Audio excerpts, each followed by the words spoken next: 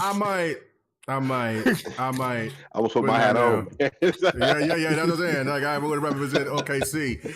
What's up? We are doing it live. My apologies for being late. And oh,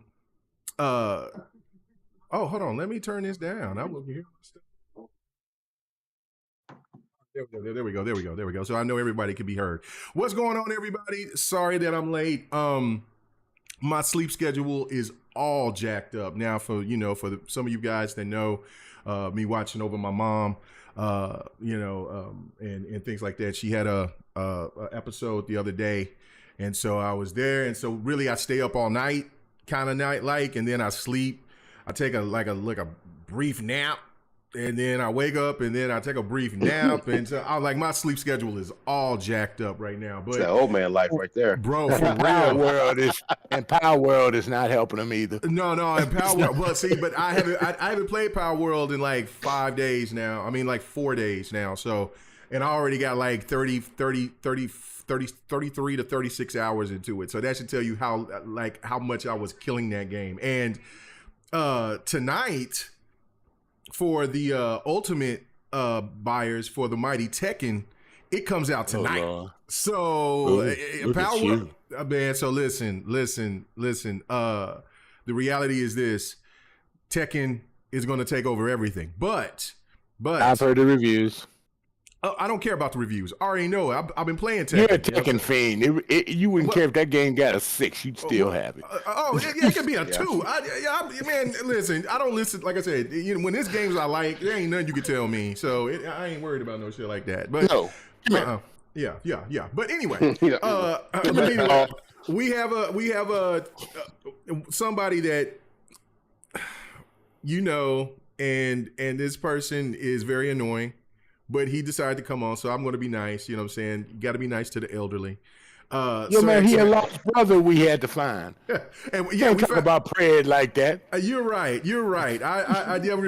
So this man here, like, listen, he has been hidden ever since he started talking about. And I don't know why he's even wearing that nasty ass burnt orange. But I'll get to him later. Longhorns, man. Come on, dude. Bro, you know what's going on here. But no. Lord. Sir X-Man, what's going on with you, brother? Sir, we got a lot to discuss, but what's going on with you, bro? Nothing much, just hanging out with you. I thought maybe you could make it, have a couple of people in here today instead of your normal self and spark a little conversation about what's going on this week and last week and just have some fun, bro. That's all. And we got Brother Prayer up in here, camera for the first time, world. Let's go. This man, I don't know. This man has got a man crush on this man over here, man. Like, stop it. I don't know. I mean, like what did he say earlier? I was sexy. He said he was. No, is that what he said earlier? I think he did. I didn't say all that, bro. I did not say all that. I think he said, "Look, man, if I was a lady, no, I'm not going to." Stop. What's going on? Let's just say, everybody, Prayer got that pimp look in him. That's all I'm gonna say. Like I said, Man Crush 2024. Listen, it free whatever. I'm not in it. I'm a married man. Hey, when I was younger, I used to have that look. It's gone. Listen, and then this man gonna sit here and say before we start the show, hey, Mega, why don't you take off your hat so let the bald men show? Nah, bruh. No. I mean, this is coward. You're a coward. This is as far as I'm gonna go.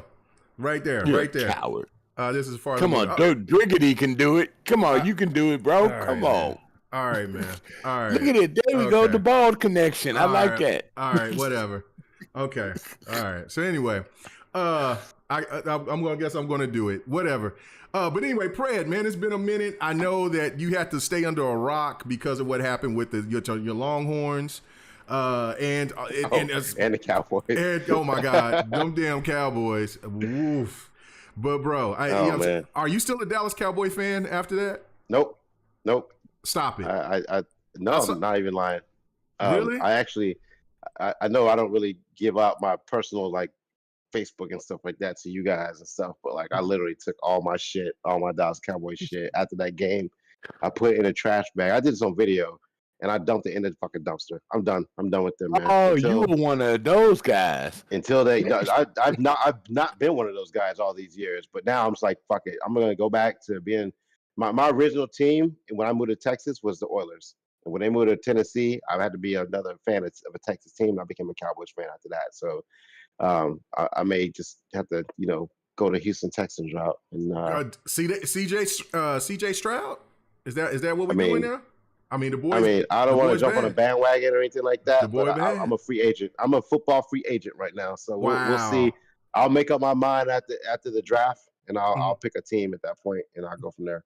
Wow. But anyway, it's good to see you, Pred. It's been a minute. Our brother Xbox 448 has been on hiatus. This man is living his best life. Like I said, I see him, I chat with him, briefly, because I mean he'll tag me on Facebook, and then he's out. That brother is gone. He's living his best life. He do me the same way. Yeah, like he tags me, said, "What's up, man?" He's out there living his best life, man. He's on that mean green out there. You know what I'm saying? If you know what I'm talking about, you know what I'm saying? He likes to roll at one, and he is partying and living his life.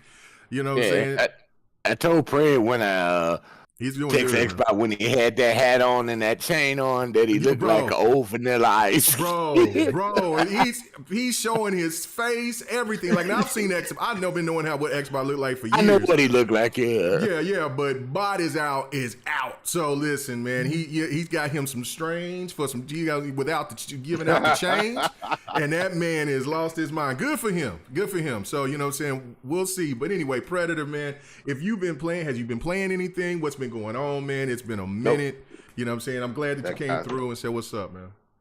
Yeah, man, I ain't been playing nothing, man. Like I think, like I was telling earlier, last game I've been like really religiously playing was Starfield, and I'll pop on, load up my PC and start trying to play something. I just shut it off, man. I haven't really been engaged in gaming the last couple of months, so I'll pick it back up. It's football season, so like at the end of the year, I usually I'm so like into football, even if it's not my team. It's the Super Bowl's coming up, playoffs is now.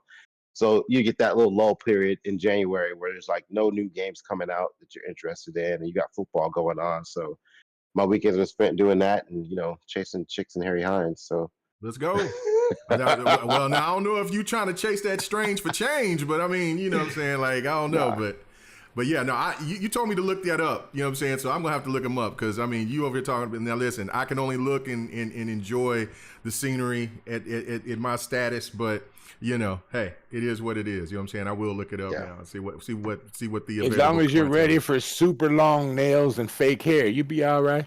Bro, it's all right. That shit can get pulled out. Anyway, let me stop. Then you'll see what they really look like. You like, what the?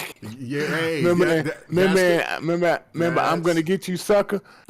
That's the way it is now. And everything, bro. Everything, man. But hey, that's how you find out what they look like when you smut them out like that, man. You know what I'm saying? You make them sweat that shit off, man, and yank and pull and. Yeah. So anyway, let me stop. This is a wrong podcast for that. Anyway, all right, guys. It's not the evening. It's only afternoon. All right, so let's talk about this. I mean, I had a whole other list of stuff that I was going to talk about, but this news dropped this morning, and it's definitely newsworthy. And it's the first bad news for Microsoft, in my opinion. It's not majorly bad news because for me, this is consolidation. You know what I'm saying? I mean, anytime that there's a big merger, there's going to be people that get laid off. I mean, I've gotten laid off twice because of it. One, I got treated well. I had a severance package. The other one, not so much. Hell, they were even trying to fight me from getting unemployment. Like, they were like, "You're one of the last 10 hires. We just got purchased by this bigger company. We're sorry, but we got to let you go." So I was like, what? And then what was so jacked up is that, like, the other job that I had, they told us that morning. So they said, "Look, if you want to stay, that's fine. If not," so I stayed. Of course, I wanted to get my hours, so I stayed, did it. But they were proper about it. They gave us a severance package. We was cool, right? But like the first one, they were just like, "Yo, bro, nah, man, we good." Like, I mean, hold on, wait a minute. You know what I'm saying? What do you... Hey man, is you gonna try to fight me for unemployment? But I got my unemployment, and so you know what I'm saying. And so hell, I took advantage of that unemployment because I wasn't off work for a while, and so I sit there. I made sure that I stayed off work for at least good 6-7 months. I was gaming like a motherfucker. I was hitting the clubs. I was doing everything with that little unemployment check. I wasn't even lying to you. Anyway, so man, let's get to it.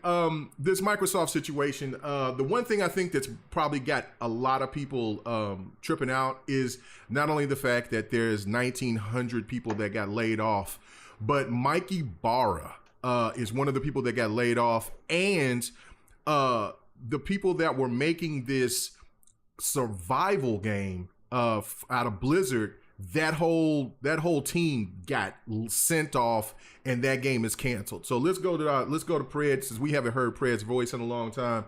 Man, what does this mean to you? Is this a really big deal? Because there's a lot of people that's, of course, making this into a major deal. Where's your stance on this, brother? I still think it's significant, but I think when we talked about these mergers happening in the past, you know, I think one of the first things I brought up is like, they're not just going to suck all that in, you know, and be like, nope, pause, whatever you're about to say over there. Pause. You're ingesting all those employees, you're ingesting all their finances, their infrastructure and stuff like that. So the easiest way to cut costs is to payroll, right? You get rid of people. And you start there, and then you know maybe you cancel some projects, or you maybe even close the studio because they're not really doing anything. You merge it into another studio, so there's going to be some consolidation. So for them to get rid of that many employees, it was. You got to think Microsoft has those same type of employees already working for them, right? So, and they can just repurpose some of those employees they already have from all the other companies they purchased in the past couple of years to whatever Activision and Blizzard's doing. So, so yeah, they had to get rid of people. I mean, it was bound to happen at some point. You're just not going to buy this company and take in all that you know that financial task. You know what I'm saying? That overload of outgoing money to employees that you don't really need. So you trim the fat a little bit. So I'm not surprised by it. I expect it to happen. I expect them to cancel projects, or maybe even close a studio later on, because it's just not, let them finish what they're doing and be gone with them, or just completely cancel a project completely and close the studio. So I'm not surprised. I just kind of everyone should have known this was going to happen. It's I think it's more of a financial thing. There's no sense in having all those extra people when you've already got people doing the same job with other divisions within Xbox, and they can just move them around to other projects. So not surprised. Yeah, I agree. Sir X-Man, do you have any other thoughts on this? Or do you agree, or do you have a different take on this? Because I mean, look, there's a lot. Jez is out here cooking. He is pissed. Oh Lord. Yeah, no, Jez is out here. He's pissed. I don't, hold on real quick, because I didn't touch on the Michael Barra part. Like, okay, him leaving. Yeah.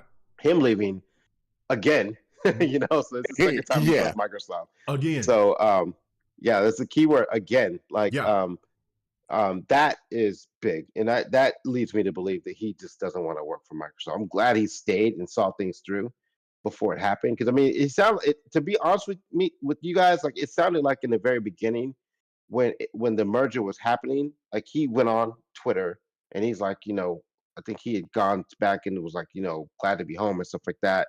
I don't know if that was a front or what, but like, obviously he started sitting in meetings and stuff, and you can't have that many chiefs sitting at the table,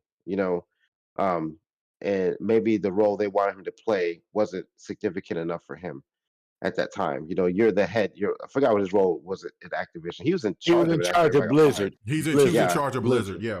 Yeah. And so and maybe they want to go a different direction with somebody, and he wasn't feeling that, so he bounced. I mean, I get it. So I wouldn't be surprised. I'm not surprised that he left. No, he didn't leave. He got let go. He got let go. Yeah. So right. And so like, the bad blood that might have happened, again, I don't know what happened previously with him and Microsoft, but he left Microsoft. Right. And so they might have came back and like, well, you didn't want to be here in the first place, so like, I'm gonna get rid of your ass now. And his salary might have been kind of high, for what he was getting paid and what they're expecting. Because imagine if you left, like, let's say he left Microsoft, right? and he went to Activision Blizzard for a pay raise. Now they got to pay him that same amount of money, and he may be making more as an Activision Blizzard person than he was going to be making in Microsoft. And that's why he left in the first place. So now he's got to get paid that, and they got other people on their staff that aren't getting paid that much money that are sitting in a similar position. So again, best way to trim fat and save money is by getting rid of payroll. So if they fired him because of that, and I love Michael Bauer. I've always watched his streams and stuff like that, but I'm sure he'll go off and do big things. He'll find another place to go to. Hell, he might end up being head of Nintendo or fucking Sony or something at some point. So, like I think I don't have any ill will towards him. So I think he probably made the best decision for him. So it maybe there was bad blood in there, but we don't know. We'll never figure that one out. But I think him and Phil's. I think I saw someone post that before. Like him and Phil probably they didn't get along. I don't know if that's a rumor or not. But, right. Yeah, I posted that because in the channels that I'm in, people are people that I trust brought that up. And I'm like, what? Really? Hold up. And so like, I mean, I was having that discussion this morning and I was like, wait a minute. And they were like, nah, man, like, you know what I'm saying? And I don't think it's one of those things where they don't like each other to that degree. Like they just had disdain. But it's one of those things is that their business models just doesn't correlate. And so therefore, and one thing that we can definitely agree to, I think everybody on the panel and people in the chat, is that Phil Spencer is on a warpath. I think after the situation that happened with Austin, with Arcane Austin and Redfall, Phil ain't playing that shit no more. I think Phil is like, I don't care. If a game doesn't look like it's proper to him, or if he's getting something, if he's getting that like that kumbaya, like, oh man, just trust us type of scenario, because Phil said he wasn't going to go through that no more, where like he's going to just listen to what somebody tells him and then just take it from work, you know, out of the trust factor. So obviously this one game that's getting canceled, this survival game, this game might not have been all that. Like, I mean, you know, it's funny that how the internet gets out there and starts bringing up, you know, how like, oh, this was my most anticipated game. Nobody has seen any gameplay. There was a few sketches. Yeah, I didn't know what the game was. Right, and then you know, you just know that it was a survival, a survival game that most likely that was going to be multi-platform. That's all you knew. So I don't know. So if there's anything else that you want to add to that, Pred, before I go to Sir X-Man. Okay, all right. So Sir X-Man, your thoughts about this, man? I mean, of course, I'm a huge fan of Mikey Barr as well. I hate to see the man go. I mean, it's a trip because, like when I was talking in the DMs with quite a few of these guys, I was over there saying, look, man, it really doesn't make sense to let him go when you seen Mikey Barr crying on stage at BlitzCon when Phil walked on the stage. But you know, so of course there was some side jokes made, but. That was saying like, look, maybe he knew he was out, or maybe this was just because he was excited about being back at BlitzCon, things like that. But your thoughts about, hey, what's BlitzCon going to look like without Mikey Barra now? What is this strategy about? And your thoughts about the layoffs, man? As far as Mikey Barra, I think people falling for the okie doke. Oh, seriously, because Mikey Barra just ran Blizzard. They might be setting him up because he did a good job with Blizzard. It was the people that made the game, and I think Microsoft was trying to get something out last year, and you know it just wasn't ready. But they needed something that year. They set to a date for the game, and it came out, and they were disappointed. You can blame that anywhere you want to go within the Blizzard area. You can blame that on Phil. You can blame that on Abari. But other than that, Abari's been doing a great job with Blizzard. Other than that game right there, you know, no other game he had that since he was over there running the show has had a bad rap except for that one. Other than that, you know which game we talking about? No, I don't actually. How about Redfall? What was that bag? Yeah, Redfall? Thank you. Redfall. Yeah. Okay. Other than Redfall, he didn't have a bad game that he had put out when he was taking over about, I guess, what, three years ago over there at Blizzard? You know, before they even thought about buying Activision. And if it wasn't for him, the Activision deal probably wouldn't have even been thought of at Microsoft. So, you know, he had hands in that deal getting worked on. But people forget about that. And he dealt with the Overwatch launch situation, because he was there long enough for Overwatch to launch. Yeah. He was there doing the what's that other game? What number 4 that you like playing, K Mega? Diablo. What's that? Diablo, right? Yeah, he was there when Diablo launched, so he was organizing that too. But that's Rod Ferguson, though. Rod Ferguson's in charge of that department of Diablo. But it's still Blizzard, so he's still... Yeah, but Mike Ibarra was the head of it. Yeah, you're right. Go ahead, I'm sorry. Right. So, yeah. So they had one bad apple. Every developer always has one bad apple every now and then. They all do. Do you fault everyone in the company for that? Or do you fault the push at the time to get something out? So it could go either way. Now, here's the trick, and Microsoft is known for stuff like that. Remember when Sarah Bond took some time off? And everybody said, oh yeah, she got fired. She got fired. It wasn't that. They just let her go. And I remember K Mega was adamant at that one. Nah, she just went and took a break because she had some family stuff. And I think Michael Barry, it's just my opinion, I might be wrong, but I think they put the wool out that we let him go. But I think he walked out for himself. But, you know, people like to exaggerate things and all this and all that and say, nah, they let him go. They fired him. No, I don't think so. What I think happened is Michael Barry stepped down so they can throw somebody else into the Blizzard part. And then eventually, I think he's going to come up and take over and handle all of Activision. That's my thought. We've seen it happen before, where somebody steps out of a division of a major company and then goes up to the higher rank of the company. You know, because I don't think they'll get rid of Mike Abari like that. He's too valuable to Microsoft. You know? So that's just my opinion. And as far as people getting laid off, it happens everywhere in the world.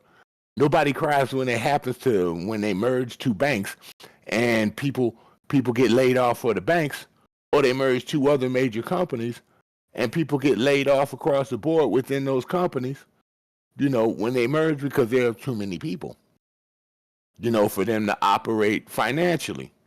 So even though Microsoft just made $300 billion on top, Xbox helped that, y'all. Don't y'all forget that, all right? That doesn't mean that these people can't be called back at a later date once they get viable. Because this is that time for tax time where you can put these layoffs within your tax situation give you a bigger tax break for next year. You know what I'm saying? Well, we might have made a profit, but we still have too many people right now. So they can let them go and then bring them back later, because you know they're going to give them great severance pay that's going to last them about 6 months, somewhere around there. That's how Microsoft does it. I don't know. See, but Sir X Man, that I don't know. Mm-hmm. This is the second time this man's been in Microsoft and then he's gone. You know what I'm saying? I don't see that. But now, when he left last time, did you see him? Did you see him going to work for Blizzard on Activision? And he actually helped that transition, helped build that transition between Microsoft. Did you see that coming? No. And listen, I mean, it's one of these things here where that's why when I was hearing like there could be like some issues between Mike Ibarra and Phil Spencer, that part I don't know. You know what I'm saying? I still don't believe that. But if anything that I could believe is that those two have maybe fundamental differences on how to run things. And like Fred said earlier, was that both like there might be just too many chiefs on the table. You know what I'm saying? There's just too many hits. I mean, because Mike Ibarra's old spot is Matt Booty's. And Matt Booty has got more. Has got now since the merger. Phil Spencer, Matt Booty, Sarah Bond has more say so than what Mikey Barra does at this point. And maybe Mikey Barra was like, "Look, man, if y'all ain't put me in a higher position, then then I don't think that I want to be here." Or maybe there was words, or we don't know what happened internally. But remember when Matt Booty was in charge? He was in charge of games coming out. He was in charge of testing these games before they came out. So if anything, that should be a slip on Matt Booty's end also for putting this game also out in the state that it was in. What, Redfall? You could blame that on him too. Redfall. But see now he was in charge of putting the games out. Everybody's at fault. Even Phil Spencer. That goes all the way to the top. Phil Spencer trusting into I forget Pete Hines. And listening to that and to whoever else that was the game testers and whoever else that was there, content creators that was talking this game up as though this was going to be the next Wonder Slice Bread. And we saw that trailer 2 weeks before the launch, and then we played the game and it didn't look nothing like it. Right. Well, I mean, no. You had really bad gameplay from IGN that added more salt to the wound, and then when the game released and it was broken and it didn't have, and then you're talking about the 30 frames per second for a shooter, which I don't give two shits about the 30-60 thing, except for when I always say racers, shooters, you just want stability. You just want stability in the game. Was even with the 30 frames per second wasn't stable. Sometimes it was dropping down to, even when you're on PC and use it 60, it would sometimes it would drop down to 40, 35 and stuff like that. It wouldn't hold stable on. We ain't gonna talk about that game right now. Yeah, but that's the whole point, because I was seeing. Hold on, but let me make this point, because Spider-Man said in the chat. He said, this is ZeniMax. This isn't ABK. It's all tied into it. My point of it is, and Richili has made the point, is understood my point behind it, is saying, like, I believe they are mentioning Redfall as Xbox wake-up call on quality control. And I'm thinking why this game got canceled the way it did is that it was a quality control thing. On top of the fact it was a money cost venture as well. And I take your word for it. I think that makes a lot of sense about the whole tax thing, Sir X-Man. But I also agree with Pred on this fact that it's more this thing of where, this is big business. This happens. And hey, the fundamental differences between Mikey Barra and Phil Spencer. Phil Spencer is laying down wood now. He's not being Mr. Kumbaya. He got a plan. And he ain't deviating from it. And he don't care who he's running over at this point. He's ice cold Phil right now. You know what I'm saying? Phil, it's what I said about 4 years ago. Phil right now, bruh. Yeah. I said this 4 years ago when I was on Crossfire. Did the Crossfire episode. And I said, Microsoft needs to develop a ladder of leadership. And for quite a while, it felt like they didn't have a ladder of leadership. But now that ladder of leadership is here. Phil Spencer and the Godfather put that ladder together. Godfather Sati. You know who I'm talking about, y'all. They put that ladder together, and that ladder is starting to finally produce. Redfall, I think a game like Redfall kind of needed to happen to put things back in order and let them realize they just can't sit on their laurels and trust other people to make these games with the quality that you expect out of a company that has all these publishers. So if a Redfall didn't happen, you might have seen a bad take on Starfield. You might have seen a bad take on a lot of games. So this needed that. It's like a football team. You guys love. Well, now hi-firush came out before Redfall, and so that team had that game already polished and well oiled. But talking about my general thing is it's talking like about a football Starfield. team. I agree with you on that. Starfield could have been more buggy than what it was.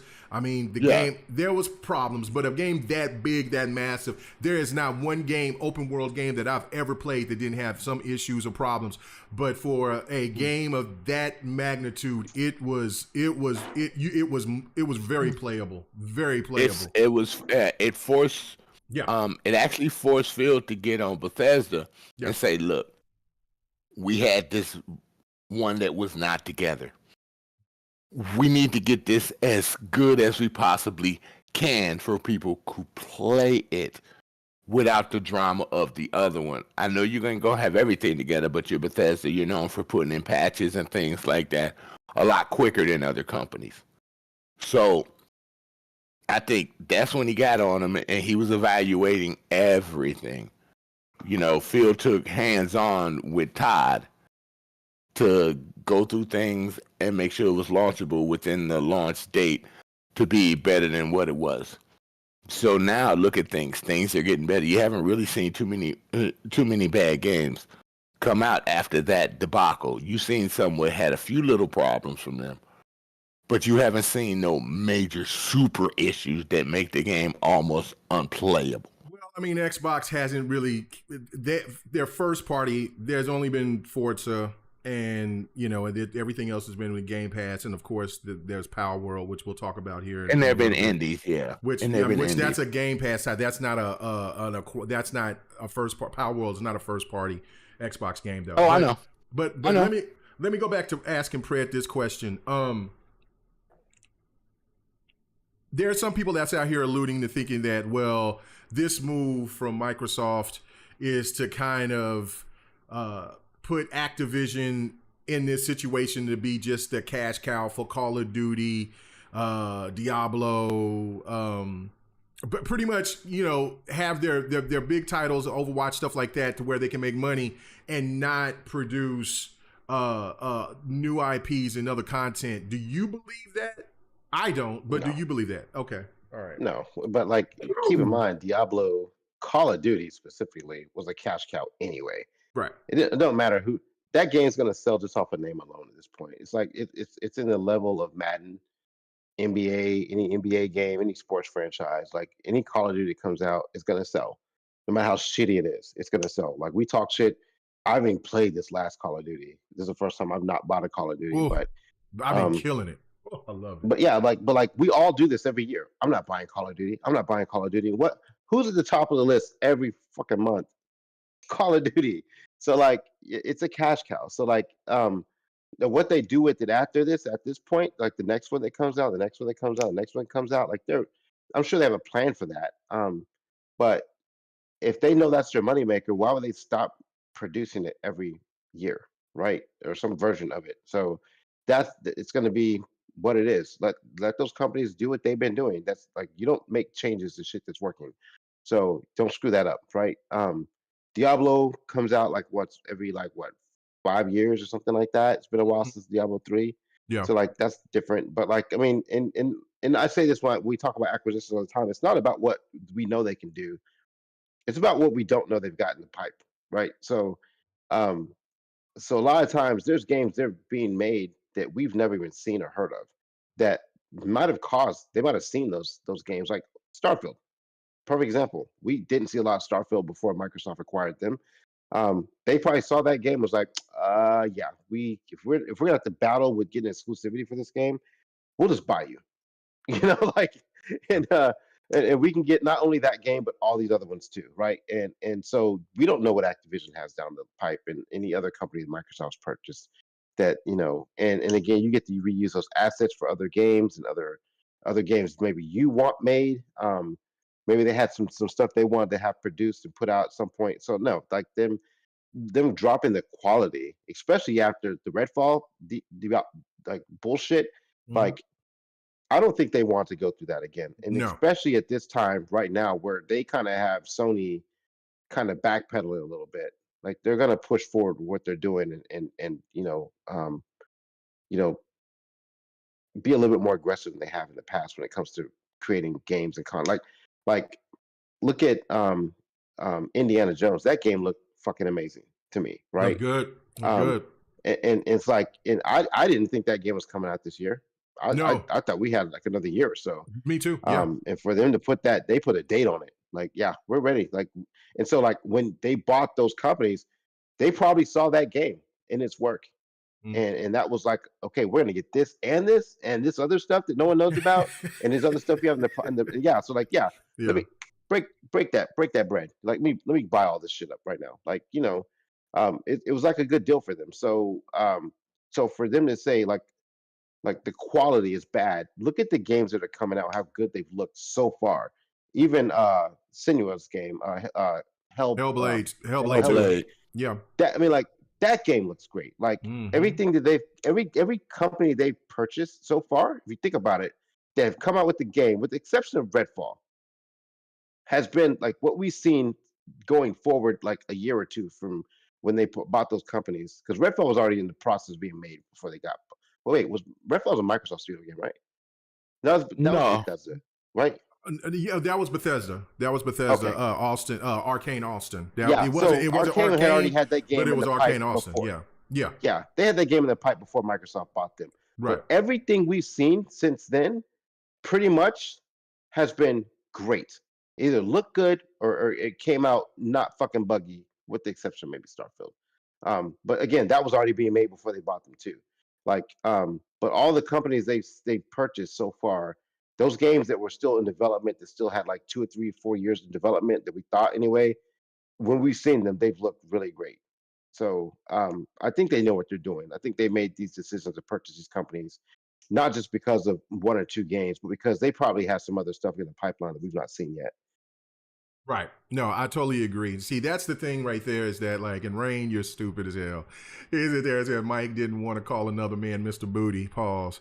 But again, like, you know, and I'm showing my brother Jazz, and I know Jazz is a big WoW fan, and he probably is thinking the most. You know, listen. I mean, we know Jazz is a pro Xbox guy. You know what I'm saying? Now he'll rip Xbox when they deserve to be ripped, and things like that. And I know that frustrates you know, some Xbox gamers out there. But you know what I'm saying, Jazz means well, for sure. But he's like, multiple sources tell me that Microsoft is laying off the entire internal customer service, support teams for ABK games, save a few. He says Microsoft will outsource the rest to expand companies abroad. ABK was one of the few game pubs with a high quality internal customer support team. Now, that's a little troubling, but because Activision is phenomenal with their with their well, he said the customer support, but Activision is and this is different. But the one thing that I do not want to hear out of the 1,900 people, because it wasn't just only with ABK, it was with ABK, Microsoft, and ZeniMax. It was all three. It was 1,900 between the three. It wasn't just all 1,900 at ABK. Let's get that out the way. But I don't want to hear that they let go of a bunch of people from the marketing team from Activision, because Activision is great at that. And I know that Microsoft has been very, very good here lately in marketing. They've picked up some former PlayStation people. They've added them to the team. You know, they've been doing a good job. But you know, with Activision's marketing team, I hope there's no hands off. If you're going to let people go, hopefully it's I like I said, I'm not for people getting laid off, as somebody who's been laid off twice before. But these people got severance packages. These people didn't just go away without nothing. They got paid. So let's get that out the way. And Phil, and they also might have options too, where they could have taken like, hey, if you don't want to lose your job, we can put you in this position instead. Right. And they could have just said no to that. Mm-hmm. Right, because and they got 1 year health care too. They got 1 year health care coverage. Right. So you know what I'm saying. So let's not get that whole thing twisted, because Phil even alluded to in a message saying that, look, these people got paid, these people got taken care of. We hate that, but the reality of it is that we had to trim the fat. And we had to let things go, and you know, for our purposes of doing this stuff. So again, and another thing too is that, like what Jez has also alluded to here, is that Microsoft has also shut down departments dedicated to bringing Xbox games to physical retail. It says, which if you've seen the digital only Xbox console leaks, well, you can get an idea of where Microsoft is going here. A huge amount of community managers have also lost their jobs across the company. Less community building for Xbox games and Microsoft's future, it seems like. I don't. Let me read that again. A huge amount of community managers have also lost their jobs across the company. Less community building for Microsoft games, and so now I don't know what he means by community, less community building games for Microsoft's future. Like I don't like what kind of games are those? Do you guys know? Like community building? Like people in the chat, let me know because I need to know. I need to know what that is. And so he says, no, reducing retail teams doesn't confirm Microsoft is quitting physical retail for Xbox games yet. They can outsource. That might be consolidating here. So don't run with Xbox is quitting physical based on this. But it does seem to be an industry trajectory writing is on. Now, listen, I've said this on GRG last week. Times has changed.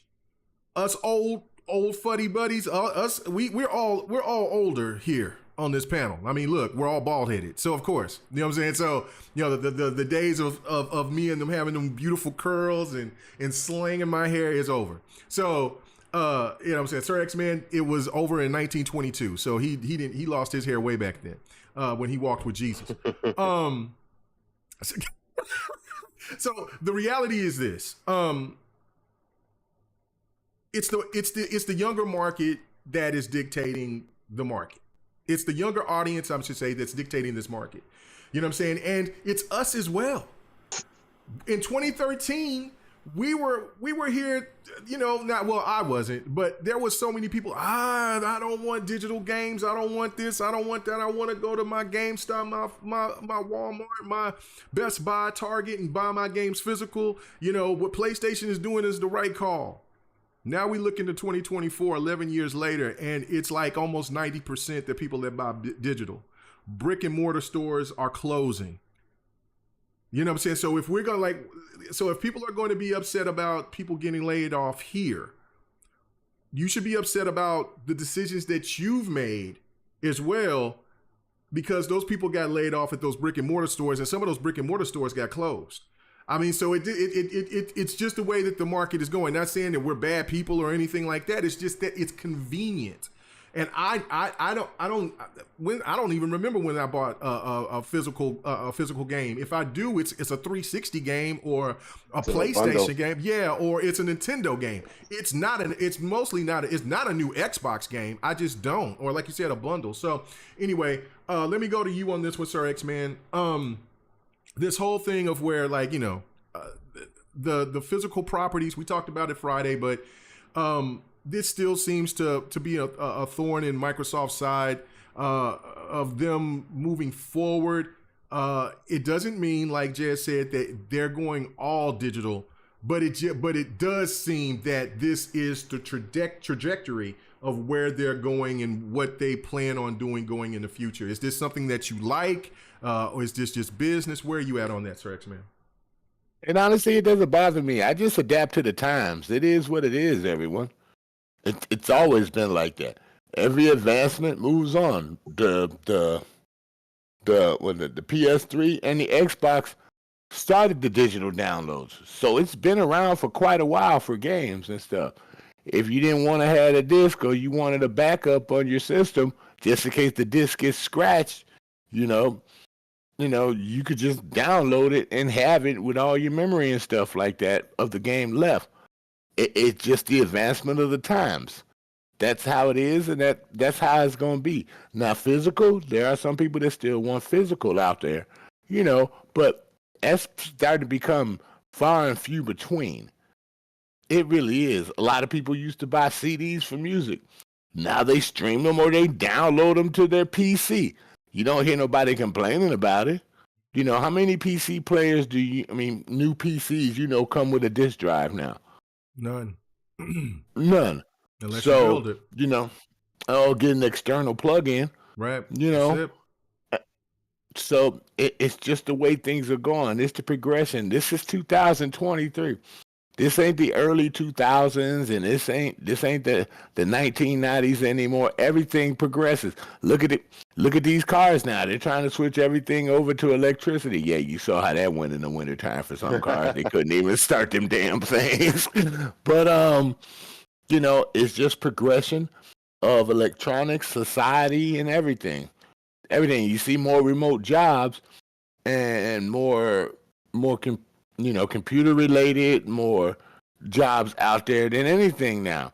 I mean, you still got your hard labor people like me and K Mega used to be, but they're far and few between because they can't find people that want to do that kind of work because of all the technology that's out there now. So it's just the progression of everything and how it's going. I mean, a lot of people can't figure out these new cars now. I'm like, well, how do I do this? How do I? What the heck? It's worse than people trying to set a VCR up back in the day. Oh man. I mean, Oh shit. so Yeah. it's like you have to advance with the times. And if digital is the way it's going, you're gonna have to deal with it. There's a lot of It games. already is, yeah.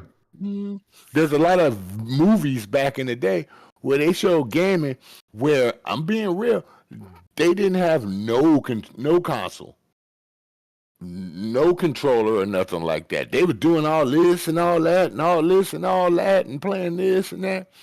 That's advancing for the future somewhere down the line. So, you take advances where they come. That's, people shouldn't get upset at that. People should praise that because it's making your games better, easier.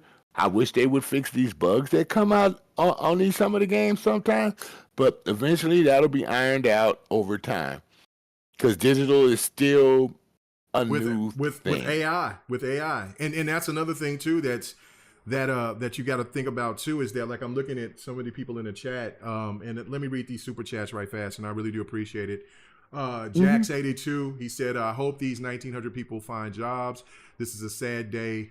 They will get back on their feet. Companies get acquired. Changes happen. TV networks, games. Yeah, he's absolutely right. Now, let's not. Yeah, no, it is awful to see anybody lose their job, regardless of the circumstance. Even though I know that I said that they were still getting paid. They were getting a savers package, but still, they were at this job. They seem to, a lot of people that I've seen post stuff throughout X, and also on Instagram and on Facebook, they're pissed. And of course, if they enjoyed their job enough, then yeah, you would be pissed. And so therefore, they ought to be lucky there. They ought to be lucky there in the Microsoft system, K-Mega, because there are some jobs that just let you go and don't give you nothing. Well, I get that, but again, it's still not cool. Like, that's the thing. The It's part still that not cool, but well, Microsoft gets the L on that. But again, this is corporation shit. This is what happens, like you said, with every company. Any merger of any kind, this happens. For even when PlayStation or Nintendo acquires something, there's going to be consolidation of some sort. Maybe not at the magnitude of 1,900 people, because some of the studios that they buy is not as big as ABK. But the fact of it is that there's still some kind of there's still going to be some sort of layoffs, and it's just the nature of the beast. And this would crack me up, K-Mega. When PlayStation was doing it, I'm sorry, but the fanboys were saying, "Oh, they just cutting the fat so they can do better." Where's the double standard? Am I right? What's up with the double standard here? I'm done on that topic. Yeah, no. Because I still hate people losing their job. I've been there just like everybody else, and it does suck. It sucks. But you move on. You move on and you go find something else and do better to continue the life that you like. Yeah, the market. I mean, look. I mean, I was going to bring up, like, I was when I do Devin the Gamer, I was going to ask what's going on. I asked Don, what the hell is going on? Like, I mean, this, because it's not only just the Embracer Group. I mean, it's all types of companies that's doing. I mean, Tencent was laying off people, and that's the number one publisher in the world. So, like, I mean, there's all different types of movement going on. But my man, Operation Op, what's going on with you, brother? The truck driver. Yeah, look at you, man. You know what I'm saying? I'm happy for you, brother. You you know what I'm saying? You're gonna. I can't wait for you to be a million mile man. You know what I'm saying? Like I was. You know what I'm saying? I would probably be at like 3-4 million miles if I was still over the road. But My sister's a truck driver. She's been driving for 30 years. Yeah. No, I got my certificate of when I hit my million mile, man. That means that you a road demon. Anyway, but yeah, Operation Op is on his way. He said just showed up. He said, "What up, everyone?" He said the gaming media rose up like Frankenstein to cover this news. Interesting. Pred, I totally agree on this. Same, Sir X-Man. Like the leaks, the Sony leaks, they refuse to touch on that. But this, oh my God, this is major news. We got to talk about this. I don't know. What do you think about what Operation Op is saying, Pred? He's right. I mean, like it seems like anytime there's any news with Xbox, it's front page, and if it's something with Sony or even Nintendo, it like a few places will cover it, and it'll be like just a blip on the radar, you know. So, I mean, he's exactly right, and it's clickbait. Like anything that's negative with Microsoft, it's clickbait, you know. And they know they're gonna get that user engagement, and get the fans in there talking about it in their chat comments and stuff like that, and it's gonna get talked about on Twitter and and other social media outlets. So I mean, it is what it is at this point. We all know, that I hate saying media bias, but I mean it's there.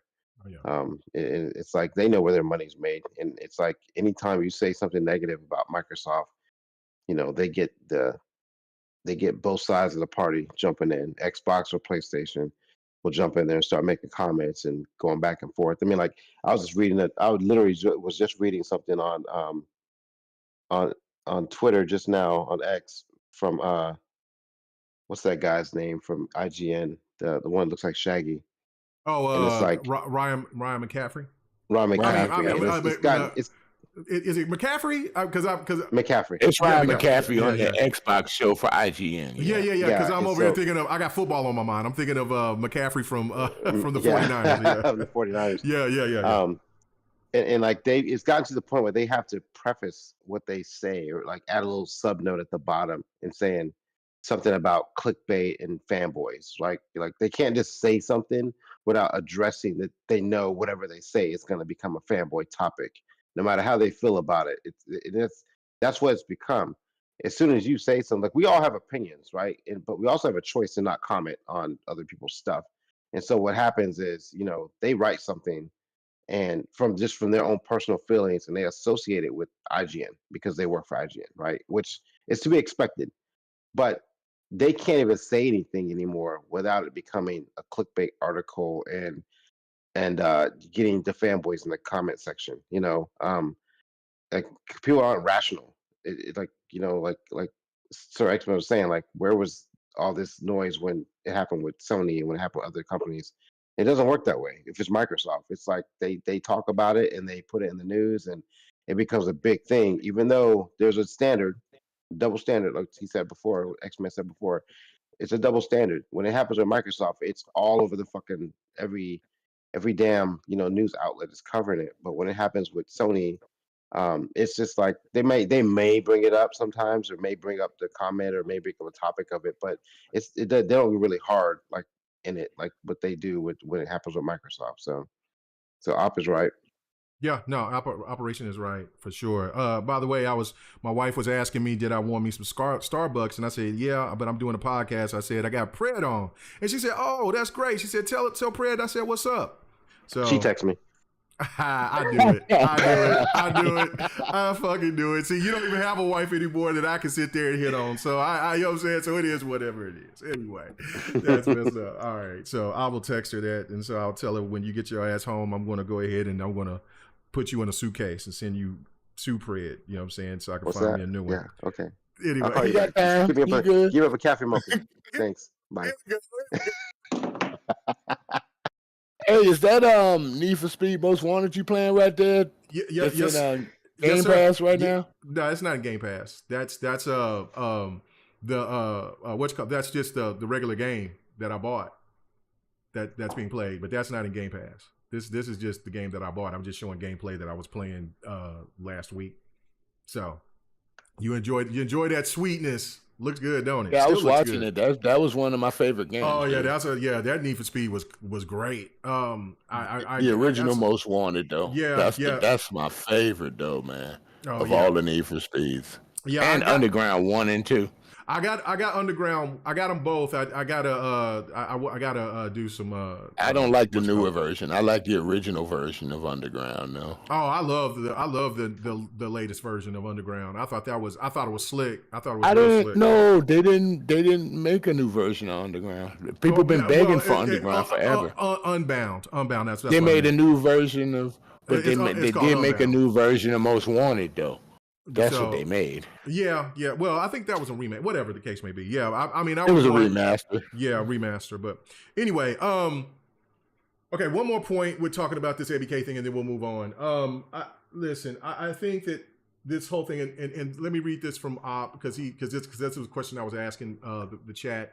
He says, I think Jez is referring to more online active games. Community managers typically act as the bridge between the gamers and the devs for communication. And so I think with that, like, I mean, do you need that many extra people?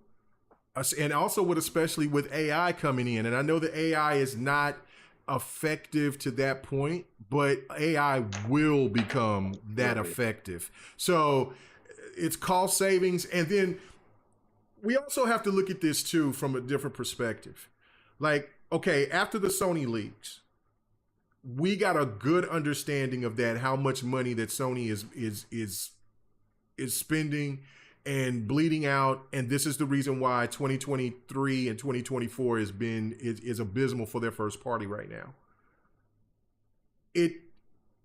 That is the thing I think Microsoft is not trying to do. So that's why Xbox is trying to make the move of giving you all this different variety on top of having Game Pass give you AAA, indie, and AA. You know what I'm saying? Just give you everything from in between and kind of just throw it at you, throw the kitchen sink at you. So, which I thought that was the winning ticket because of like with the 360 and what that did. So I don't know, man. It is what it is. I hate it for Mikey Barr. I hate it for the people that left, but this is business. And I mean, there's really nothing else that you could say about it. So let's just go ahead and move on, man. And let's talk about this rumor that's been going on. I heard it first from, I've heard it before Hip Hop Gamer brought it up, but you know what? This is something that I want to also express. Hip Hop Gamer doesn't get it right all the time, but when Hip Hop Gamer do get it, but when Hip Hop Gamer do get it right, he gets no accolades. He gets no credit for nothing. Everybody else. I know how he feels. Trust me. Oh shit, I know. I definitely know how it feels. I've been saying like I was one of the people that was standing out on the limb talking about Final Fantasy VII Remake will be coming to Xbox. And when that comes, it's not going to be K-Mega that's going to get his flowers. It's going to be everybody else that said it 3 months ago when I said it 3 years ago. Anyway, regardless, that it is whatever. So I get it. But sometimes when Hip Hop Gamer, like I said, when he gets I gotta it let the dog out. I'll be right back, Kay. Okay. All right. You need to stop calling that thing that. That thing is more like a puppy. Anyway. Don't make me come to Oklahoma, dude. I still heard you. The headphone was still on. So he ain't scared. He ain't scared. You bring your old ass on out here if you want to. We gotta make our day laws out here. You know what I'm saying? I you come on out here. But I ain't gonna pop you. I'm just gonna cut you. So I got this little thing right here. You know what I'm saying? Just in case. I like to get down. I'm gonna cut you deep, sucker. Anyway. All right. But anyway. So speaking about like Hip Hop Gamer, when he talked about the PlayStation 4 and about the success of PlayStation 4 before PlayStation 4 was even taken off, I laughed. I was like, man, comparisons to PlayStation 2, blah, blah. He was absolutely 100% right. PlayStation 4 dominated last gen.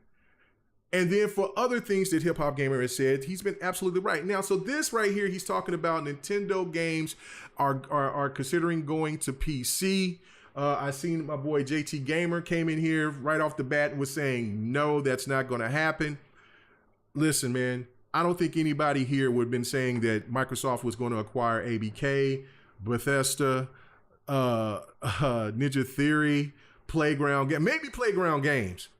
But not this, and nobody would be talking about all the layoffs and Embracer Group buying all these studios and then just completely just going away. So, speaking with that, waiting for Prayer to come back. I'm here. I'm Oh, just okay, getting okay. my charger. The situation here, is there a possibility that you think that Nintendo is finally going to see the benefits of putting games on PC instead of seeing their games get pirated the way that they do? Because people want to play those, especially PC gamers, they want to play those Nintendo games at the high fidelity. They don't want to play 720p. They don't want to play 1080p. 30 frames per second. They want to play the games on their PC as how they have them built and perform well. Do you think Nintendo is finally going to make that decision to do this? Because Hip Hop Gamer said that this could happen in 2025, 2026. It wouldn't surprise me. It's just a matter to me. I know how Nintendo moves, and so let's say they put them on Steam, right? They're gonna make a store. They're not putting the next Zelda on their day and date. They're gonna do a library. Um, they're gonna, you're gonna get those older games right on there first. I don't think they come out. I don't think they come out with enough games per year to do day and date. So they'll probably slow drip it and release some of they'll release like the last couple of Zeldas, the last couple of Marios, maybe some classics. They'll bundle them together like Super Mario Collection or something like that. Um, and sell it for like $70, right? And they would, and to be honest with you, I would probably buy it because I loved Super Mario 3 when I was a kid, So Yeah, absolutely. I would definitely play those games if they put them on Game Pass, even better, So, Yeah. but I think if you look at the market, when Microsoft did it, and then when Sony has started to do it with their games, like those games, they sell when they put them on there. When Halo came out on PC, like that game was rocking when it first came out. Yeah. And I think it's Especially Gears on that there now. Or no? Master Chief collection. Especially that Master Chief collection. Yeah, And like it's anytime, still getting played. anytime anytime I've seen it happen, even if the game was garbage, right? When it came out on whatever system of choice you want to pick, when it came out on PC, it sold well, so like that's just extra money. Like all the assets are there, maybe some minimal work you have to do on the PC version. And for them it's like, it's an untapped resource for them because they've never tried it. But when they see the success that Microsoft has had and that Sony's had, it's like eventually they have to say, okay, we need to jump on this because we need to make that money too. We're losing out on this market. And I think they would make a killing on PC. Like they would make a killing. And again, it just depends on how they market it, how they do it. If That's it's if going they to be go day and date, right? yeah, eventually that's what you ultimately want. But even their older titles, if they do it right, if they try to, because again, this is Nintendo, they sold cardboard boxes to people before.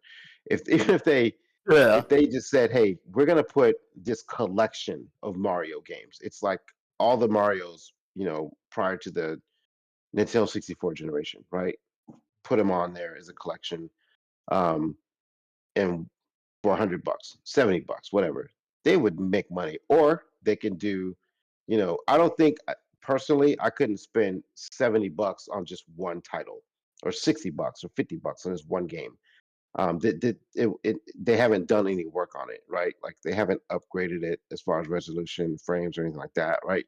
Or should I say, they haven't got it ready to be optimized on PC. It was just like a straight port, right? Mhm. An emulator type deal, which which would be easy for them to do too. But let's say they do a $70, I don't know, Zelda collection, or or Nintendo classics, and they got like some of the older original NES games in there, like 100 of them, something like that, and they put them as a collection in their store for like 70, $100. I would buy that just to kind of get the nostalgia and have it there. I'd never lose it. Um, but if they try to slow drip it and be cheap with it and try to sell me, Super Mario 2 for $70, and Ooh. then, next I would month buy they come I out would with buy Super Wind Mario. Waker on PC. I would buy Yeah, Wind yeah, Waker yeah. on PC. There's some titles I would definitely buy on PC. Like Right. I love Mhm. Ocarina of Time. Like I would play that again on PC, hands down, easy, right? One of my favorite games, one of my favorite Zeldas, right? I definitely will buy that because then what's going to happen is I have to pick and choose which ones I want because of the price. But if they did a collection and it was like all maybe like 3 games for $70 or something like that, maybe even 2, I would do it. But I've seen how they work with when they make a new console, um, they they they make you buy it again, to play it. So like Mhm. they would lose that aspect of it. I hate that they do that, but that's how it's been. Like if you want to play, they'll remaster it or remake it, whatever, and they put it back on the market. You can't. A lot of the games you can't go back. And again, I don't have a Switch anymore, but I know in the beginning, like when they came out with the Switch, you had to buy that game again. Um, or like the cartridges don't work from the previous generation to the next generation type deal. So Right. like yeah, it depends on how greedy they get with it. But I think either way they do it, whether I like it or not, they're gonna sell if they go to PC. Like people are gonna buy that shit. So to me, it's like if that happens, they're going to make money hand over fist if that happens. With some Yeah. other games, they can't. I don't Hey, think they can put all of them on there, but there's definitely a lot of games they can put on there hey, that Fred, make money. they should make a Nintendo 64 collection for PC. That would sell. Yeah, I mean, like this, if they put a like maybe like 10 games out of the Nintendo 64 era Star on there. Fox and a few games Yeah, like that on there. Yeah, that would be sick. Yeah. I don't think you would put the Mario Brothers on there, the Super Mario one, but the other games that they came out with. I think if this is true, which I'm leaning towards to believing hip hop gamers sources on this.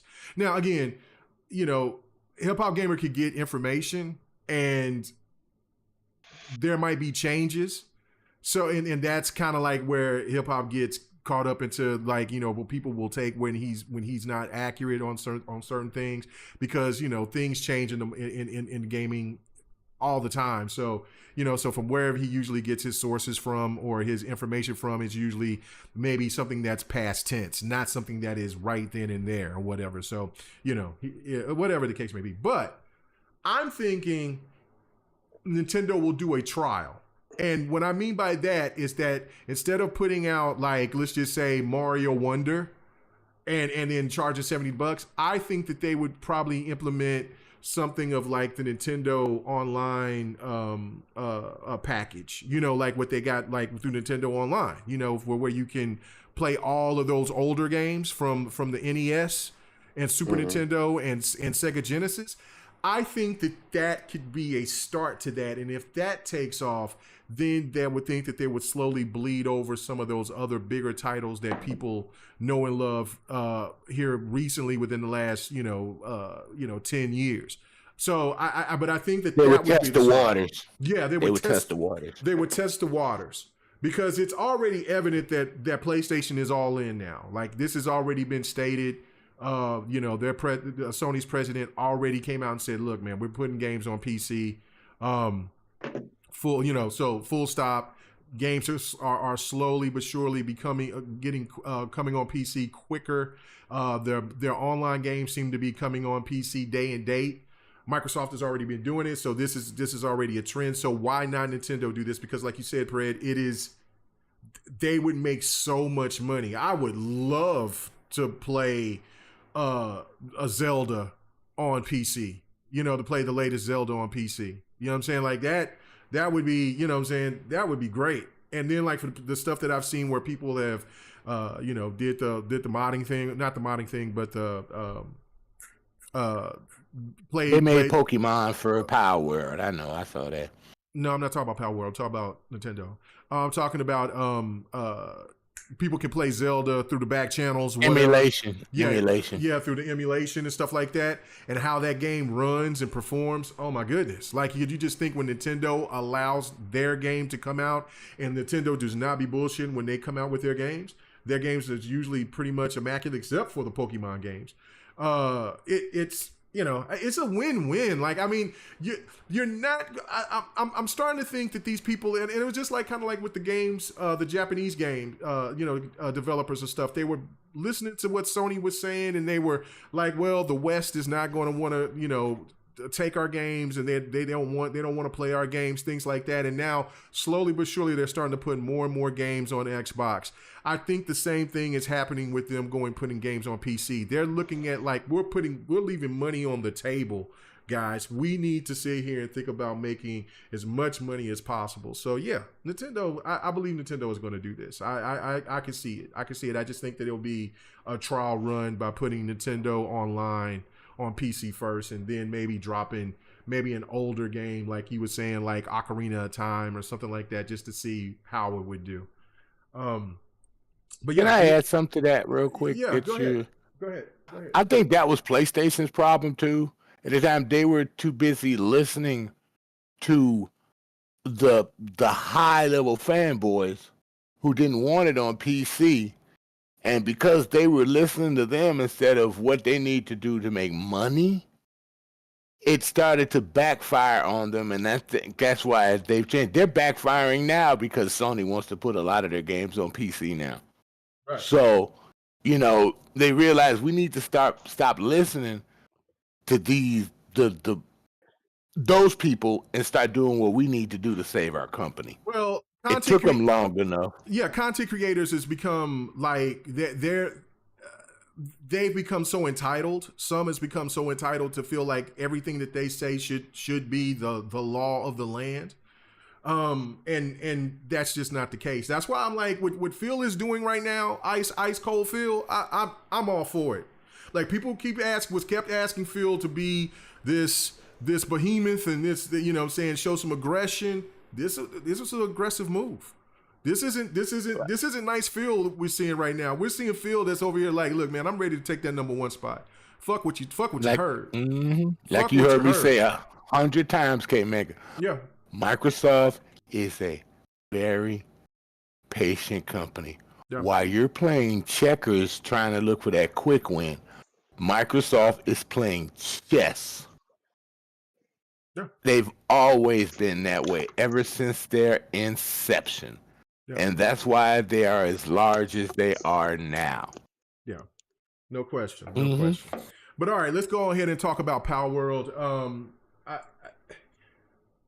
It's crazy to me for a game, for not because of the dominance that it's doing, because I mean I did not see Palworld doing as well as it is. I had my eye on Palworld. I was excited about it. I'm like looking at this big Pikachu looking thing with a Gatling gun and I can shoot shit. I'm all for it. Let me get in. And like I was saying before about Palworld was that, like, look, when I first started playing it, I was like, oh shit, I'm not gonna like this because I have to do building and all that. It's like it's very Ark-ish, but it's simple. It's not over the top. Light. Yeah, it's art-like, and even Grounded is a little bit more advanced than Palworld is when it comes to the building and things like that. But it's still it's harder. Grounded is harder. But it's not. But Ark is like the ridiculous most technical game out of all the ones that I'm talking about right now. But Palworld is just fun when you get to figure it out and you're making it. I mean, like, I lost my mind. I stayed up for 16 hours playing that game. I'm playing Palworld and watching the NFL playoffs, watching basketball at the same time. Bro, I could not stop playing the game, man. It has been like, whoa. Ain't you glad you got an elite controller now, K-Mega, so you ain't got to change no batteries or recharge it, bro? Brother, I got two now, and I'm about to get a third. I got to get it back up. I got to get another one, just one more. I can't go back now. Listen, I can't go back. I can't go back. That battery life is a mug, ain't it? Yeah. Yes. Thank you, my wife, for getting me this for Christmas. But anyway, but the hate that this game is getting. It was kind of odd seeing a Naughty Dog,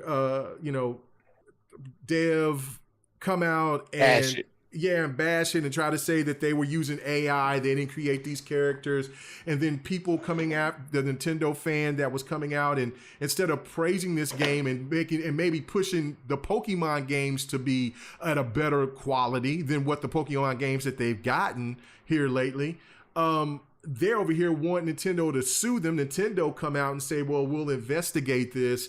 And then just looking at the overall, like the whole situation of some of the media coming out and saying, well, you know, it's doing great on Steam, but not mentioning Game Pass whatsoever. Sir X-Man, why is it that this game is getting this is the biggest game of the year so far? It is doing record numbers. Why is there so much disdain for Palworld right now? If they don't have it. It's as simple as that, dude. They don't have it. That's all it's about. And people don't talk about people. The game's $30.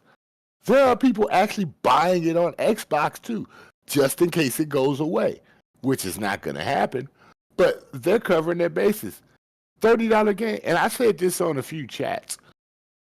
It's kind of messed up that a very affordable game that's actually pretty good is kicking everybody's butt. And we talked about this in a few weeks back. I think it was right before you went on your little hiatus from your show. Yeah. That certain companies made more money when the games were at 60 than they are at 70 right now. Oh yeah. So this situation is took it a whole new level right now. So it's like, it's a good game, it's an addictive game, and it's only in a preview game right now. So if you get it later, it might jump up to $50 if you try to buy it full price when the game comes out in full. But for right now, you jump in on it at the 30, you're locked in at that 30. They will not go up on you. That's the price you paid for it. That happens with a lot of beta games and alpha beta games on Steam and Epic and all that. So if you buy into the preview, you've paid for the game. So that entices people to say, I'll just buy it. Especially over there on Steam, especially over here on Xbox. So when you come into it 2-3 years later when that game comes out fully ready to launch, or whenever it launches, you already locked in at that price. Plus you get all their attributes. You know, they come with buying the full version. So I mean, this game is larger than a lot of people think. They slept on it. It's big. You heard me. You heard me even before this game came out. How big this game is going to be. Remember when they did the E3 thing? I mean, they showed it at the Game Awards. Yeah. And then I came into your show and I said, dude, Palworld looks good. That's one of the games I told you I was kind of interested in. And I said people going to sleep on this game when it come out. Man, I didn't think it'd be like that, dude. I knew it would be pretty good, but I did not think. I think is it at almost 8 million sold already right now? Oh, it'll probably be at 10 by the end of the week. And there are people going to get an Xbox just to play this because they don't want to buy an expensive PC. So it's you crazy. know, and they don't know this game can't run on a lower PC. Oh yeah. You know, so, I mean, it's big across the board, dude, and it's almost close to passing up PUBG. It already passed up Counter-Strike. Hello? It is actually... No, you're fine. It's actually beating right now Fortnite, the Godzilla in the room, and that cracked me up when I heard that, too. Yeah. So, it's on one console. And it's on PC. And they're getting ready to put it into Epic, too, because Epic helped them with the servers when they needed more servers. So they asked Epic for server help, and Epic gave it to them. You know, so Epic, they're going to end up having that game on their system, too. Now, as far as consoles go, guys, it ain't happening over there. You done. This is going to be Microsoft exclusive. Microsoft gonna make sure it is. You think so? Yeah, they gonna make sure that at least for the next few years, dude. They gonna make sure that because Sony they don't do preview games. They only do direct games. They don't. You're right. So it won't be on PlayStation until it come out in full. So you might have 2 years before this game become full. And that's what they're crying of. Since I've told you before, I'm gonna go this way, but I got to.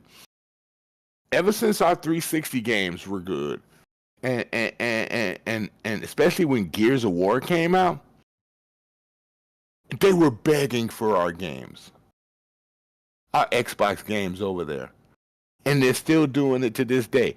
But they did not see this coming with all the games that we are coming out with now on Xbox. Well, that Xbox is coming in. It's just as a community, you know what I'm saying? And that's pissing them off. Because what, they got another remake, remaster? Then they got what else this year? Helldivers. Yeah, but that's gonna be on PC day one. I mean, you can play that. Right. No. Yeah. I was considering getting it. I went ahead and got relinked instead. But I got so many. We got so many games to play. That game's gonna be coming out when my Tomb Raider is out. I ain't gonna be thinking about that damn game. Right. So I'll buy it later on a sale and one thing about it, if you put it on PC, we can get a key for it on one of them sites and not pay the full damn price. Oh yeah. You know what I'm saying? No doubt. So yeah, but Sony finally caught up. Years later, they realized this. But how long is it going to take you to get newer games in development so you can put on PC? And what you have cooking now. So you're going to put Wolverine on PC? Cool. I'll buy it on PC. But what else you got down the pipeline that you can put on PC day one along with your console? What else you got? Yeah, it's quiet, isn't it? That's what I thought. Just over there. Nobody knows. Nobody knows first party rise right now. Because there was. We're not going to do that. I'm not going full Sony slander. Did it all for you. That's why I did a little bit for you. I didn't go that far because on GRG I would have put out the full frame, bro. Let me go to Pred on this one. This whole Palworld situation, man. This game is highly successful. It just also proves it's good, Pred. It's proving that. A game that is on Xbox and on PC, it doesn't need to be on Nintendo. It doesn't need to be on PlayStation. But again, I do feel that this game will eventually get on PlayStation. I don't think this game will ever see the light of day on Nintendo. But why is there scrutiny? Switch 2, it might Switch 2. I don't think so. But Pred, what is your thoughts about this game being so successful but still getting the scrutiny that it's getting? I don't get it. Well, what Sir X-Man started off his response was, it's because it's on Xbox. They can't get it. So that's part of the problem right there. But I also think I think people are tired of playing the same game. If you look at what the offerings we've had, with the exception of Starfield, and we get a new few franchises every now and then. Yeah. But it's been remasters and remakes, a lot, especially on the Sony side. It's just been I would commend Xbox for trying to put out different shit, even Redfall, Grounded. They've continuously tried to put out different games. The last year and a half, maybe 2 years, right? With Sony, with the exception, it's not. I don't mean sequels because you get your Spider-Man 2s and stuff like that, but brand new franchises, different games, that we've not seen before. It's either a remake, remaster, or it's a sequel, right? And that's what we've been getting so accustomed to. So when a new game comes out that's fresh and different, I think people gravitate to that. That to me, I think just shows that people are tired of playing this Last of Us 2 remake, remaster, shit like that. We're tired of spending money on that kind of crap. So the consumers are speaking when a new game comes out and it's or even a sequel that's not we haven't seen in a while. A lot of people will gravitate to that versus a remake. We've already played that story. It ain't changing. It just looks better. It's the same game, and me, I don't play the same game twice that often. So Yeah. I beat it. I get my achievements, get my trophies. It's done. There's nothing else I can do in the game. I've done everything. So why would I go back and play it because it looks better? Right. So I think as gamers, at some point, people are like, I'm not doing that again. I'm not dropping another $70 or $40, whatever it is, to get an upgraded version of a game that I beat. It ain't even about the trophies and achievements anymore. It's just like I've already done this one, so why would I do it again? And then when a new game comes out that no one's played before, um, they gravitate to it because it's like, especially when people start talking about it, it's like that FOMO kicks in, and then like you say, like, I've not played Mhm. Palworld, so like, but I see people talking about it all the time, and so now I'm more inclined to at least look at it, Yeah. even though I know it's not my style of gameplay, but I would probably look at it and maybe try it, since I think Game Pass, which I wasn't gonna do before. It's not my style of game, but like everyone's playing it, so I feel like I need to play it too, so I can sit here on a podcast and talk about it, and then I might get hooked on it, right? Um, but I don't know where the hate's coming from. But I think like Sir X-Men hit it. Like they can't get it, and anytime a game comes out on Xbox that the other parties can't get, that's what happens. When is this coming to Sony? Uh, uh, why would you put this game here and not put it there? Like Right. why? Like and those questions start coming out, um and they just get upset and they start coming up with other stuff. Like really, is it that big of a deal if AI was used to make that game? What'd you say? Like Say that again. is it really that big of a deal if they use AI to help make that game? Um, that part to me, Because I'm it's not taking sure. jobs. Yeah, I guess so or whatever. But I mean, it got debunked yesterday evening. But you know what I'm saying. But it was really in bad taste for somebody from being from a prominent studio like Naughty Dog to even come down and talk to a game that from a studio that is like indie Beneath them, level. yeah. Yeah, that's way Yeah. beneath them. That just tells you right there that there was a lot of jealousy going on with this. Now I can get there's a stance for like, okay, AI's taking over our jobs. And that was Hmm. their stance on it. And Hmm. it's like it's taken like, this company has laid off 2,000 people when they're using AI to make games. And so that's 2,000 jobs that could have been made if they didn't use AI. Like if they came at me with that standpoint, I'm like, okay, I get it. But if they did or didn't use AI, right? And this like this is a small game. Like, are they putting their feet in the ground now and saying, okay, we're standing up against using AI to make video games at this point, and that's their stance? But like, if that's the case, it's coming. Like, so like, Yeah. if they're using it for this small game, guess what? The next game's going to use it. The next game's going to use it. The next game, like You know AI what's is funny? everywhere. These people that are talking about AI to make video games, they're the same ones that were praising it, about all games going to be using AI to help create these games. But now, the same people that are Now it's a problem. criticizing if this game had AI in it to help develop it are criticizing now when you were preaching it like no less than a year ago, half of 6 months ago. What kind of crap is that? Yeah, if this game was on Sony, we wouldn't be having these issues. No. Oh no, it'd No. be praised. It'd be like they'd be giving it tens everywhere. Oh, this the Yeah. greatest thing ever. I haven't So even seen a Metacritic score. I think I've seen IGN scores like an 8, but like I don't think I've seen anything from Metacritic on this game yet. But yeah. um, I'm surprised IGN gave it an 8 knowing them.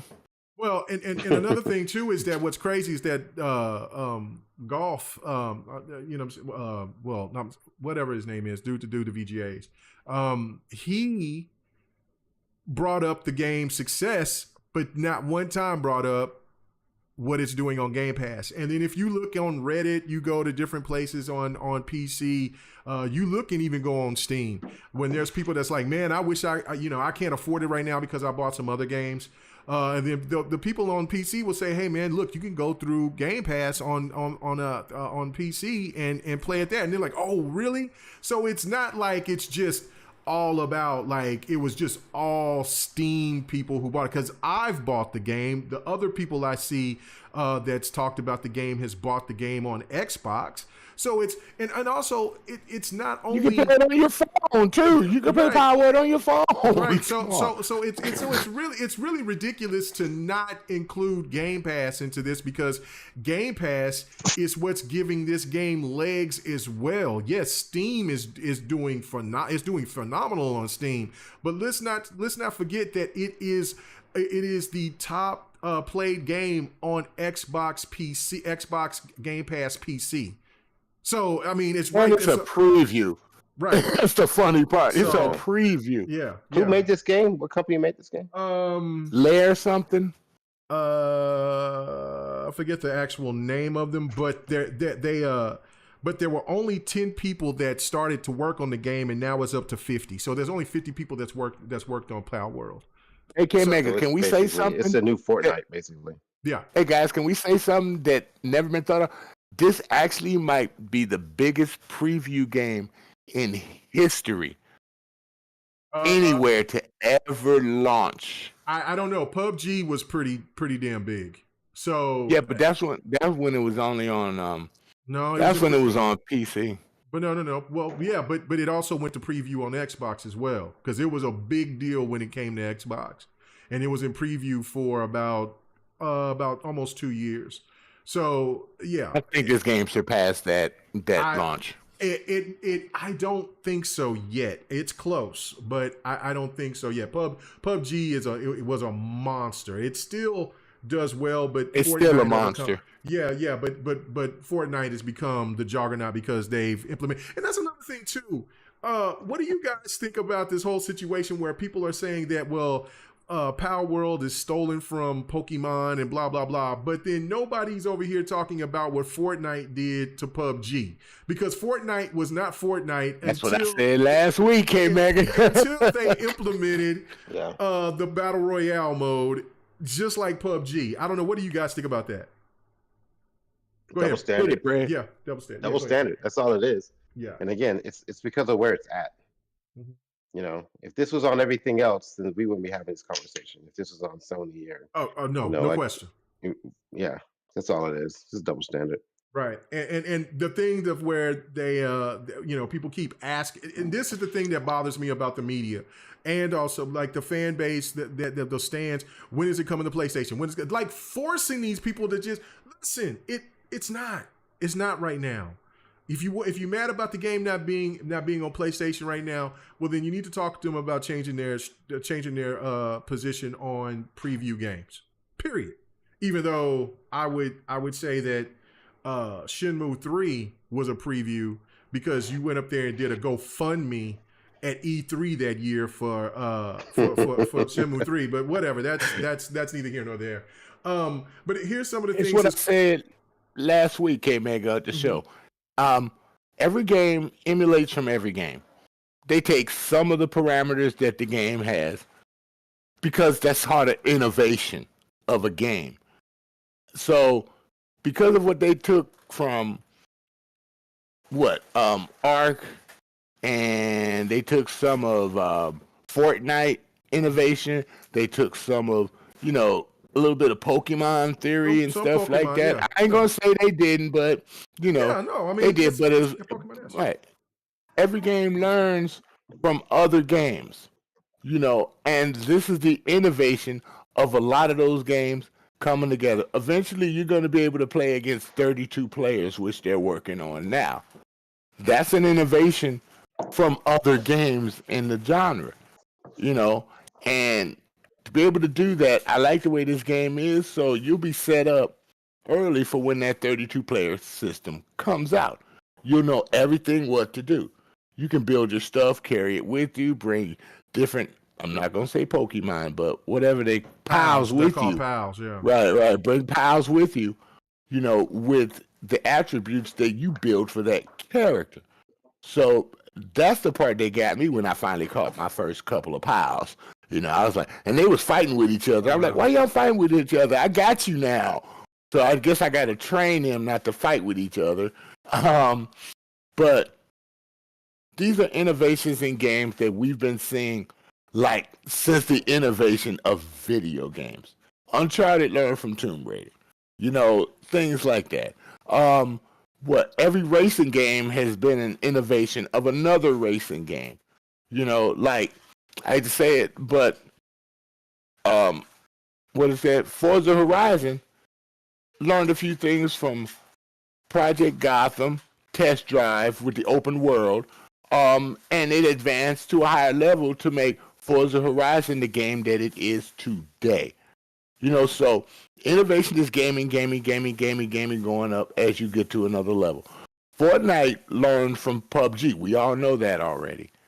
And then they just took off because a lot of people say, well, they didn't learn. They just cartoon. They just took it. They was in the court and all that and everything. They just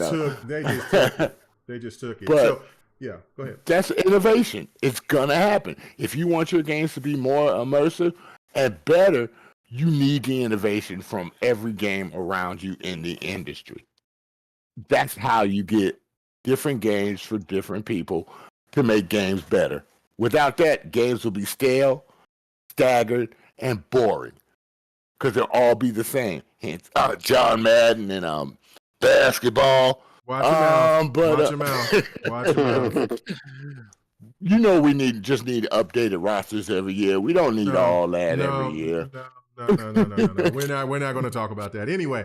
You know what I'm saying? So yeah, just wait till Madden and 2K comes on Game Pass.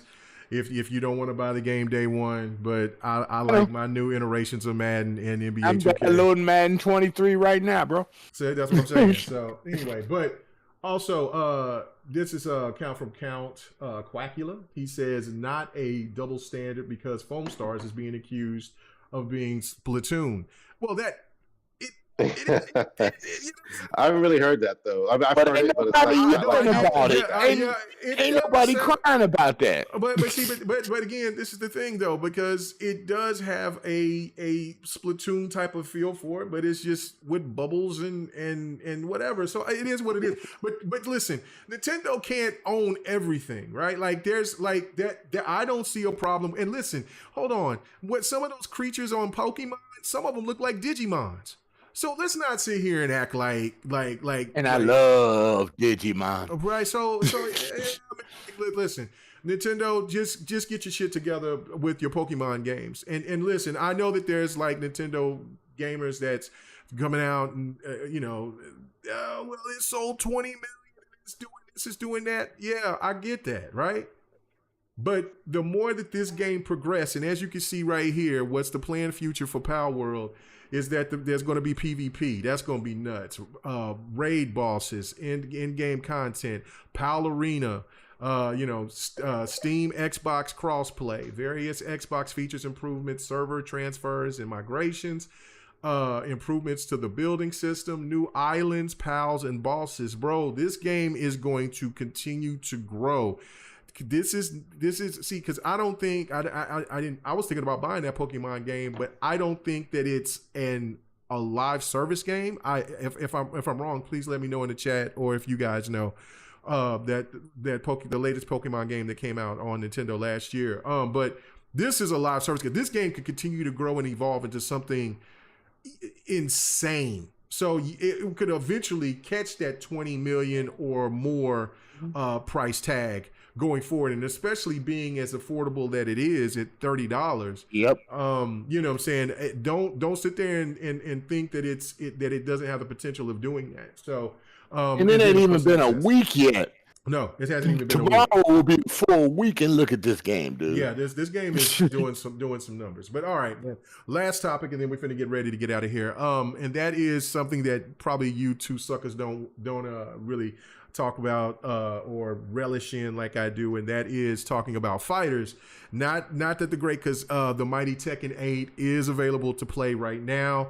I will at the end of this podcast we'll give you a little tidbit of what my plans are going forward about Fight Night. So anyway, there was this there's rumors going around that Bandai Namco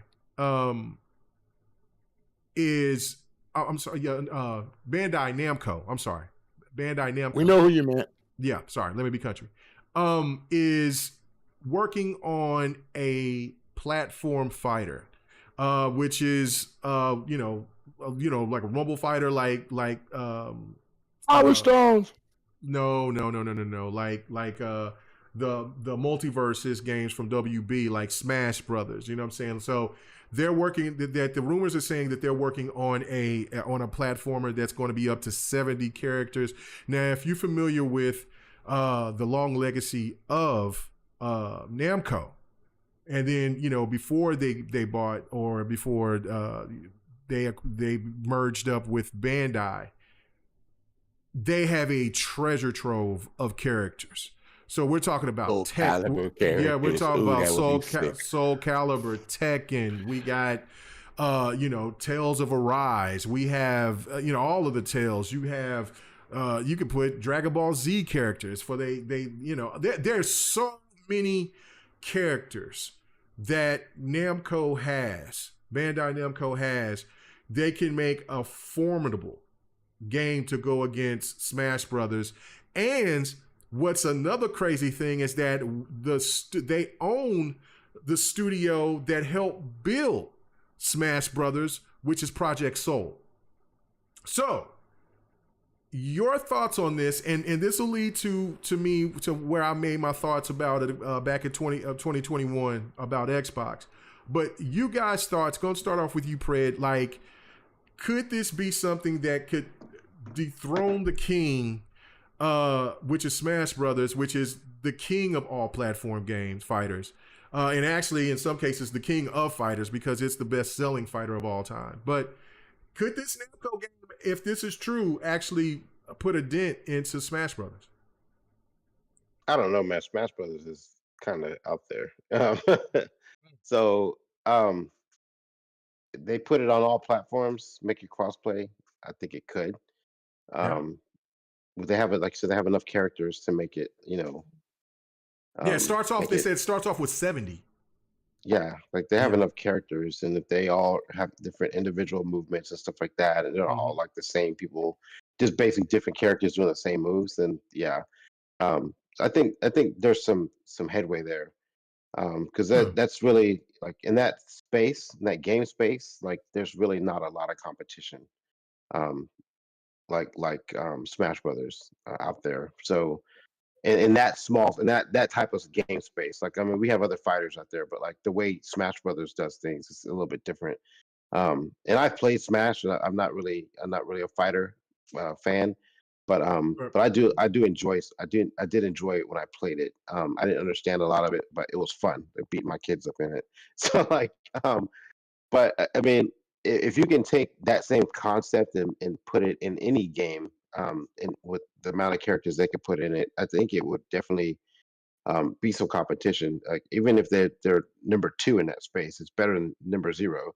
So so I think yeah, you're right. I think it could be something that would be definitely profitable. Again, they put it on everything. Once you start expanding the amount of people that can play the game with phones, Nintendo, Xbox, PlayStation, PC, and you make it crossplay, that's always going to be a bonus for everybody that's playing. You can play it whatever system you want to play it on, whereas Smash Brothers is just on Nintendo. So dethrone it on Nintendo, probably not, but dethrone it and make it, make it a popular game throughout all consoles, definitely. Okay. All right. Sir X-Man, your thoughts? I mean, this sounds awesome. It can hit the mark if they also put it on PC too. Oh yeah, no, this is definitely a multi-plat. They don't have no games like that on PC, except for the Mugans that people used to make all the time of the Marvel fighting games. Mm-hmm. But they've been starving for stuff like this also. And if you put crossplay with it, PC, PlayStation, and Xbox, it could jump. And like I said, everything has an innovation time. Everything comes around again, and all games get innovated in different ways. So it's just the nature of the beast.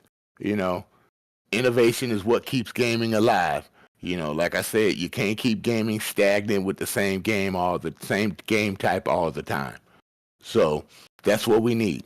Games like that are made from other developers, and they put their own spin on it.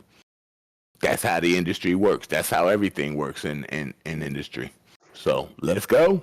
Yeah, no, I hope that this is true. And then this also brings up the point, which now it kind of, if this Namco game actually comes out, which it makes sense.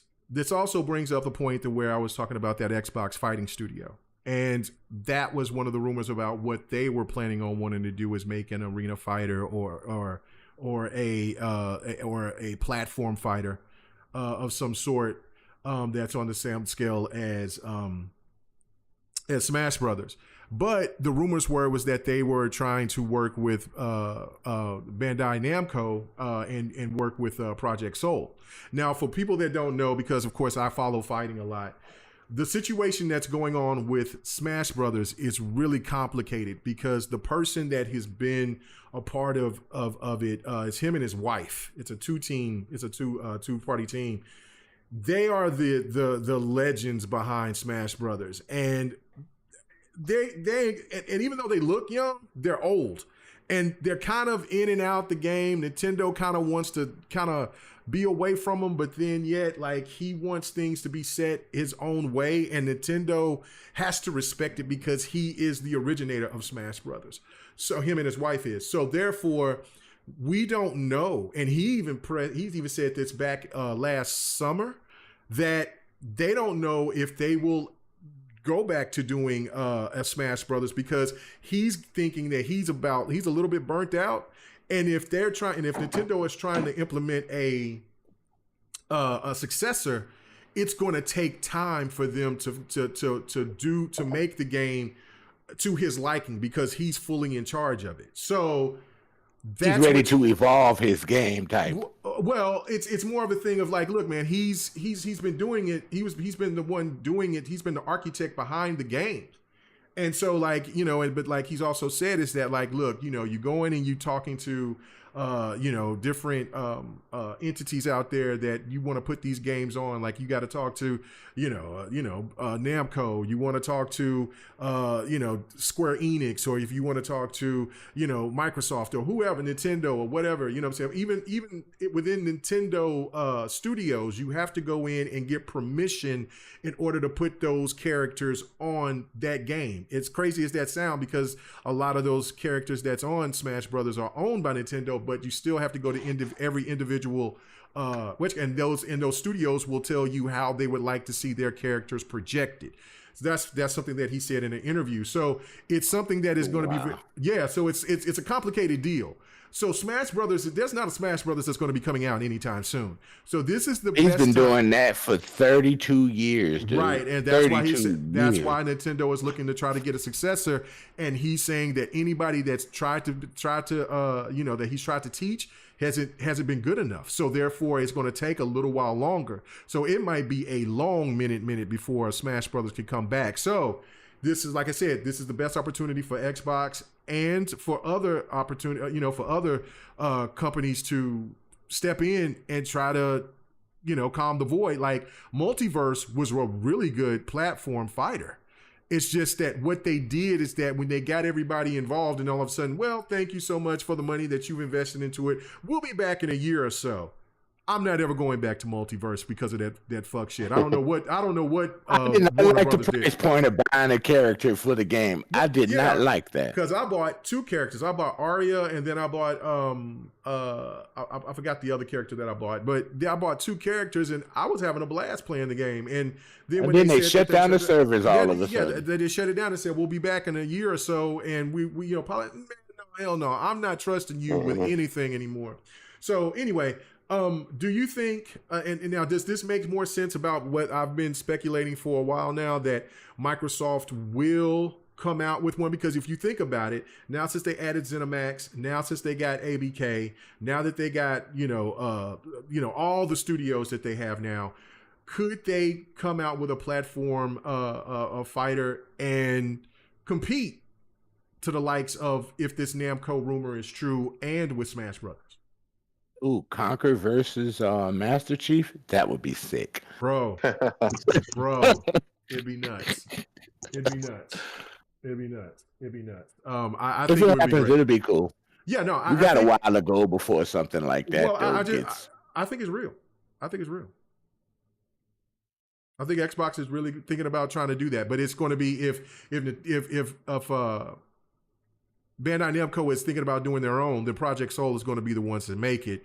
So then who will Microsoft go to? You see what I'm saying? So because that was what the rumors was before, was that they were finna go to Project Soul. And so I just don't see that if Namco is making one, if Namco's going to make one, then they would say, well, go ahead, Xbox, we'll go ahead and do yours too. I don't think that then that's that could be fucking with money, because like you said, a Doom guy against Conquer, and Senua against Pit-Boy. against Pit-Boy, or or the Psychonaut. Activision could do it. Yeah, well, they've done that stuff like that. No, close I to that. I haven't seen. I don't know, but it would be very interesting. It would be very interesting. Did anybody have anything else that they want to say on this? Because I knew that you guys ain't into fighters like that, but I thought it was very, very interesting. Well, I just haven't had time, or the moolah to get invested like I want to right now.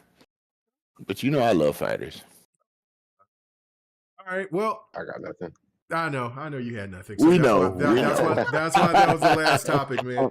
Well, thank you guys so much, man. I really do appreciate it, Fred. It was good to see you again, brother. What I'm saying? I know that we chat in the background or whatever, but seeing you on the podcast, man, it felt good, felt right. Man, where can anybody find you at other than on a strip trying to find some pants off, dance off action? It ain't easy. Well,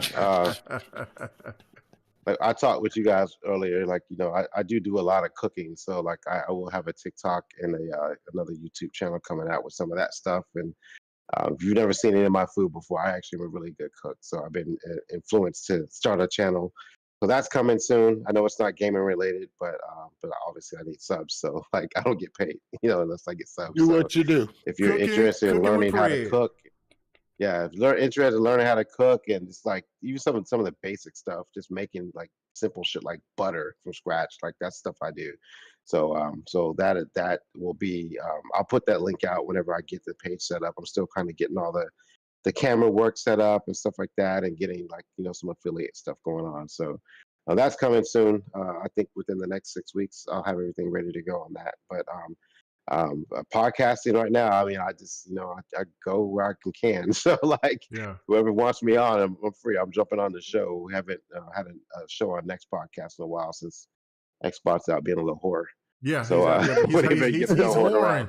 He's soliciting himself. Around, we'll get back on Next, and so we'll figure out what's going on with the show. But obviously, if anybody's out there listening and wants to be on the show, I mean, just hit me up. I'll pop on. I've always been a guest on a lot of shows in the past, so it's nothing different now. I just don't get as many invites as I used to. I guess people think I don't do shows anymore, but I do still do Next. And if K Mega's show was at fucking old dark o'clock at night, I would do his show often as well. So but I'm available for when anybody wants me, and I can always talk games. So I guess I'll see y'all next time I get a show. So I'll talk to y'all later. All right, man. Fred said I get in where I fit in. That's right. Go hit up on my man Fred, man. You know what I'm saying? He's got great takes. And he will try to steal your wife. He can't steal mine, but you know what I'm saying? But not like I stole his, but that's okay. Sir X-Man, what you looking around? Yep. You know what I'm saying? If you had a woman too, I'd probably take her too. So what you doing? So, you know what I'm saying? I don't care about these women out here like that. If they want you, go for it. I move on. There's others out there. Trust me, in this day and age, there's a lot of others out there. Ain't that right, Fred? I got 5 of them.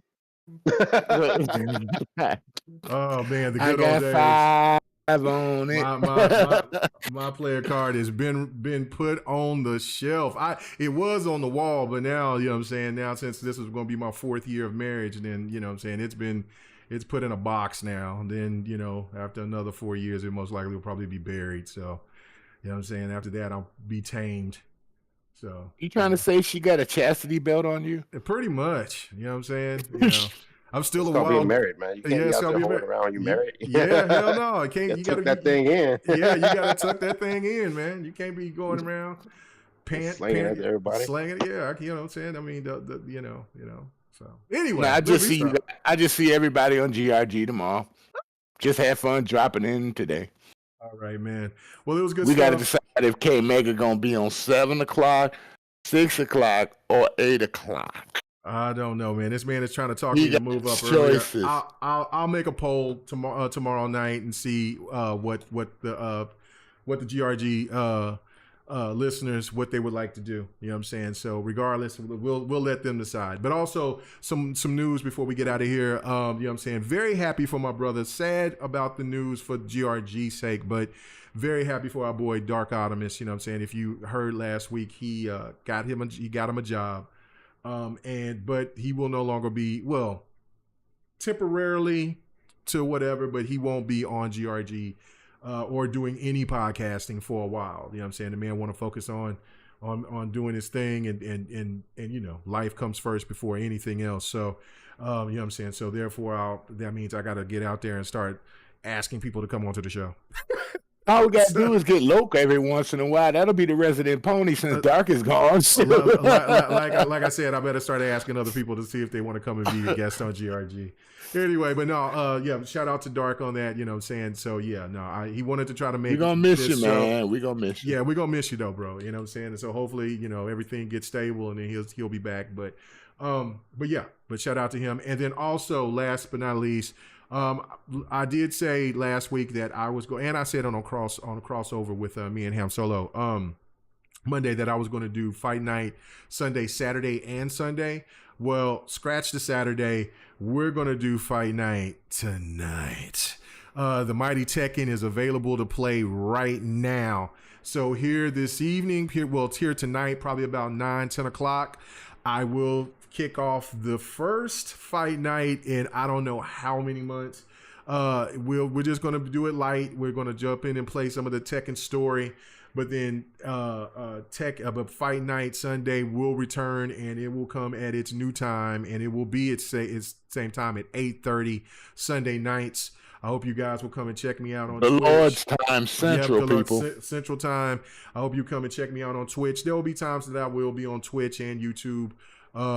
But you know, with some fighters that I play, you can't put them on YouTube because you'll get flagged or whatever. So for the most part, if you want to catch me on Fight Night, catch me on Twitch. It's going to be good to be back. It's been a minute, and you know, it's you know what I'm saying? You know how much I love my fighters. I've sit there and I bought like 6 fighters and I bought all the DLCs. So I'm ready. I'm ready. So thank you guys so much. Appreciate the super chat. We are out of here, baby. Peace. Later. 95. Hey, thanks for checking out the GRG podcast. All your gaming news and our special topic of the week. Make sure to join us every Friday night, 8:30 p.m. Eastern, 9:30 p.m. Central, 6:30 p.m. Pacific. This was the GRG podcast.